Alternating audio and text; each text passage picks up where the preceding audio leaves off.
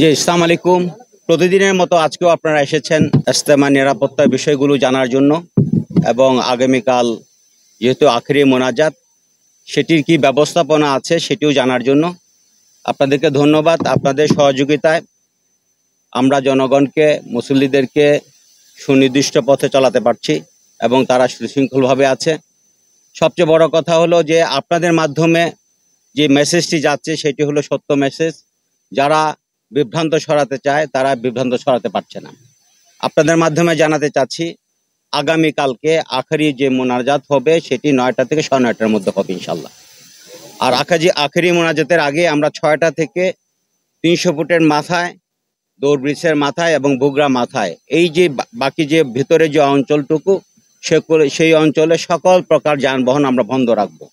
মুসল্লিদের সুবিধার্থে মুসল্লিরা এই সময় এখানে ঢুকে যাবে, মোনাজাত করে তারা যখন চলে যাবে তখন আস্তে আস্তে আমরা সবকিছু স্বাভাবিক হলে আবার যান চলাচল আমরা নির্বিঘ্ন করে দিব এবং স্বাভাবিক করে দেব ইনশাল্লাহ। আমরা মনে করছি, আমরা আশা করছি আপনাদের সহযোগিতায় কোনো বিভ্রান্ত ছড়াতে পারবে না, কোনো গুজব ছড়াতে পারবে না। এই গুজব যদি না ছড়াতে পারে, আপনারা যদি সত্য প্রকাশ সুন্দরভাবে করতে পারেন, আমরা সুন্দরভাবে এই ইজতেমাটি করব।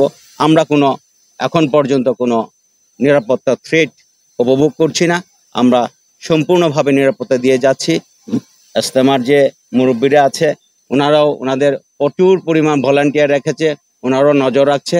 ইনশাল্লাহ সুন্দরভাবে ইজতেমাটি সম্পন্ন হবে প্রথম পর্বের, সে আশাবাদ ব্যক্ত করছি। ধন্যবাদ সবাইকে।